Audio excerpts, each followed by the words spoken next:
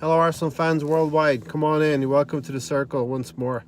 Um, I'm on the road to 50 subs, so please hit that subscribe button if you're new to the channel. If you're browsing through some videos and come across this, hit the subscribe button. You'll be helping me greatly, and I would appreciate it very, very much. Comment, and hit that bell notification so you know when new videos are coming out. Wanted to take a moment, first of all, to thank Luca Quarta for coming on Sunday's show. As our regulars will know, we have a Sunday show with Gunded News, my co-host. We talk about all things Arsenal. And if you have some time, go check out that show.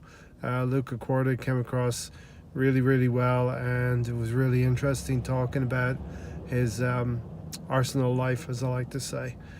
So we're gonna have some more guests on over the weeks and years to come, maybe.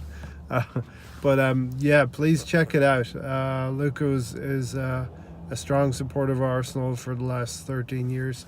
So we covered a lot of topics over the last 13 years. But now, moving on, wanted to talk about the weekend, and it started off very, very nicely for us Arsenal fans. Tottenham became totally, it went into full Spursy mode and lost 2-1 to Burnley. We got to be careful about Burnley.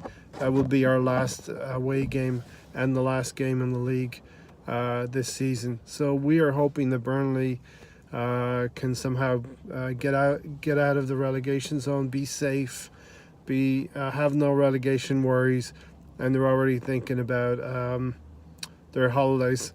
Funnily enough, last year Burnley was one of the last games as well.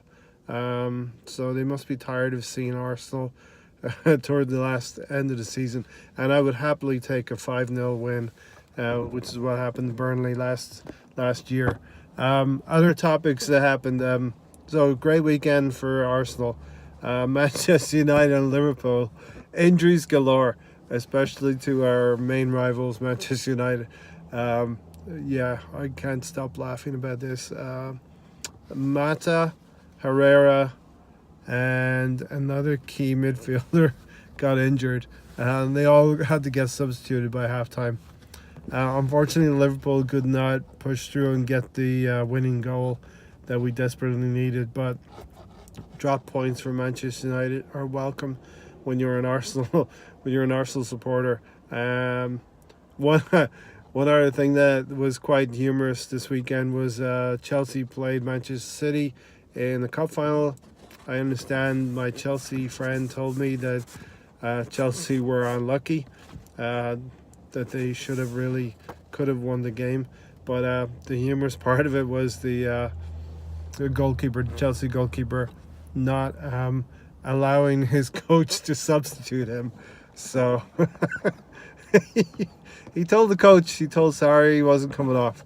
He waved him off in every possible way. And Sarri went mental, went crazy on the sideline. We can laugh about this. And let's imagine that this happened to Arsenal. I don't suppose for a minute that this would happen to Arsenal. So we can laugh. Chelsea is the banter club for the last few weeks. They lost 6-0 to Manchester City recently. And they're having a pretty bad time of it. But imagine, let's get serious for a second now. Let's imagine that Emery was the coach and this was happening at Arsenal. He would be slated, So we got to give props to Emery. He has done a fantastic job so far. And listen, let's look back to the start of the season. We looked at our top 4 chances, and not a lot of us would say with any confidence that we would have gotten top 4. Now we're still not there. There's a lot of work to do. There's a lot of away games to win, hopefully, and we have to maintain our home record as well. But we looked at the start of the season, and we're going to give Emery some rope as well. Even if he doesn't get top 4 this season, we have to give him time. But right now we're looking good. We're in the top 4 spot after beating Southampton. But we looked at this at the beginning of the season. We looked at the situation, and a lot of us fans thought that Mourinho was going to have third season syndrome, which is what happened. Jose Mourinho only seems to last 3 years in any given job, and this was his third season. And lo and behold, he got fired halfway through. Now, Solskjaer's had a little bit of a bump, a little bit of effect on the Manchester United team. They've had easier fixtures, and yes, they've won those games. But now they're coming into more difficult fixtures. They played Liverpool and dropped points at home, which is always beneficial because you're more likely to drop points away from home. They play Palace pretty soon, I think, during this week. So let's look at. So that was one team we were hoping to possibly get ahead of at the start of the season. We were hoping also about Chelsea. They had a new team. Sorry, they were doing quite well in the nicer months of the year, playing well, keeping possession. But Chelsea have been found out now. So we hope that we could compete with Manchester United and Chelsea. And we also hope that Spurs, we could compete with them.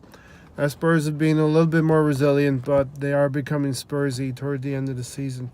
So I'm going to say I'm holding hope that we can catch Tottenham.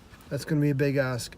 But if we start targeting Tottenham, we can forget about the fourth place contenders, because if we target third place, keep our sights on third, then we'll definitely see off Manchester United and see off Chelsea.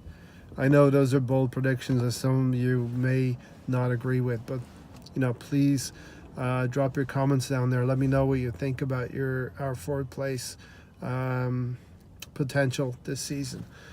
So I was looking at some games over the weekend, as you can tell.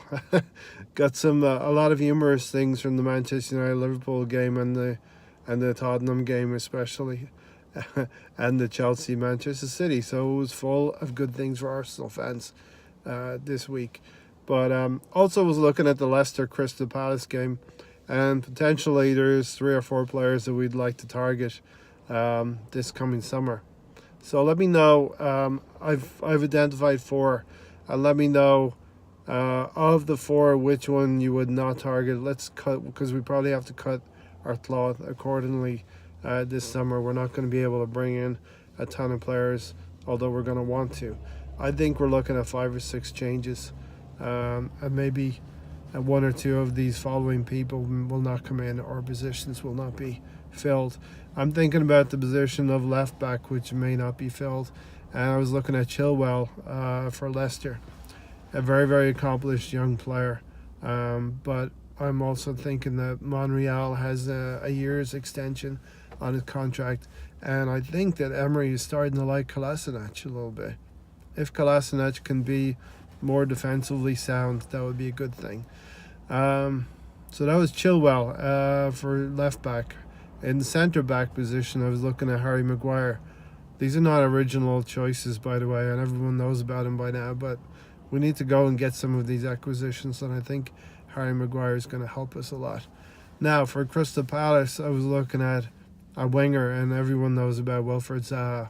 Now, he scored his 3rd successive goal, and you'll see this coming up to transfer windows. The players actually play better when they're looking for a move, So Wilfried Zaha is really looking for a move, I think, this summer. Going to cost quite a bit of money, but he's coming into some form, and he's going to attract interest. Can we possibly get him? That would be interesting if we could. A lot of people like Wilfried Zaha. The other player, the last player I was looking at for Palace was Wan-Bissaka, and he would be a good right back. Maybe a backup to Bellerin. Again, it would cost hella money. So let me know what you think about those 4 positions and those 4 players that I was looking at over the weekend. Now, a quick word about Southampton. Following on from Bate, another clean sheet.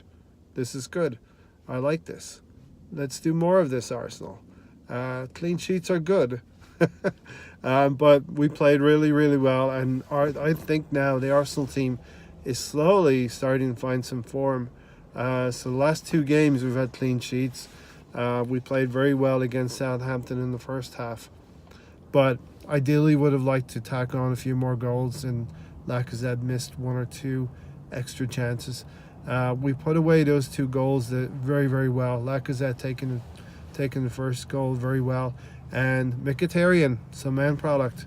This is good. This is also good. Mkhitaryan. Let's have more of this.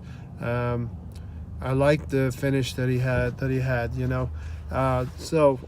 We talked about 3 wins that we needed, 3 must wins, and the first one was Huddersfield, the second one was Southampton, which we just achieved, and now the third one is Bournemouth.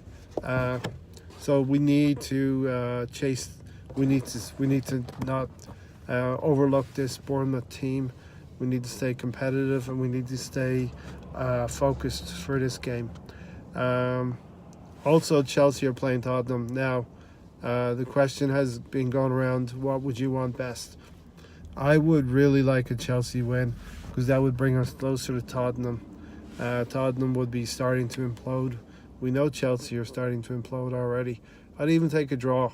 Can we chase Tottenham in 3rd place? Let me know down in the comments. Can we upset Tottenham? Can we get them? Can we knock them into 4th place? That would be really great, you know. So for the Bournemouth team, looking forward. But quickly, the Southampton game, the second half, I feel like we sort of eased off a little bit. Southampton were always going to come into it a little bit, but I'm very happy that we got 3 points. These are the kind of games at home we need to put away if we're going to get top 4, and we need to take care of business. So a little note about Bournemouth, as I said already, we really, really need to win this game. Stay focused. Don't take our eye off the ball, because we have Tottenham coming up, the North London derby at Wembley, but we need to take care of business first. Bournemouth need to be dispatched. We need to do this. And here's the team that I want to go with. So I am going to go with a 4 at the back, a 4 in midfield, and 2 up front. Actually, let me modify that. I want to go 4-2-3-1. Let me tell you about that. So the players at the back, I'm going to go with Leno, of course. It seems like Lichtsteiner is the only option really left in right back. I'd pair Socrates with Koscielny, and I would play Monreal and left back. This is what I would do. I feel like, as I said already, Emery prefers Kolasinac, so he might go with him. 2 holding midfielders, of course, Xhaka and Torreira. And then the 3 would be Suarez on the right-hand side. We want to give him a go. Let's see what he's all about. I would restore Ozil back to the number 10 position, because I feel like Emery's going to go with Ramsey on Saturday. And I would play Aubameyang on the left-hand side and Lacazette as the lone striker up front. So that is the team that I would put out. You know, I want to rest Iwobi, and I want to rest Ramsey for Saturday's game. But that's pretty much it. It's been a long enough video. So please subscribe if you like this video. If you like my content, hit that subscribe button. Get me up to 50, please. Appreciate all of you. And check out a video that I did in the top 4. I'll probably put that right about there. And that's it for now. Talk to you guys later.